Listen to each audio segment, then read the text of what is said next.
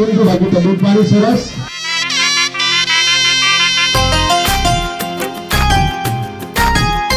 વાર તહેવાર ફિલ્મનું નામ એટલા માટે છે કે આપણે ગુજરાતી તહેવાર બહુ માણીએ પેડું પેડું જલ્દી પેડું કરવા લાગ્યા મારે છાના છુપાતા એને મળવા આ જે સ્ટુડન્ટ્સ છે જે વિદ્યાર્થીઓ છે ખાસ કરીને સાહિત્ય સાથે જોડાયેલા છે એવું લાગે છે કે ખરેખર આ અર્થમાં ફિલ્મનો સાર સમજી શકશે.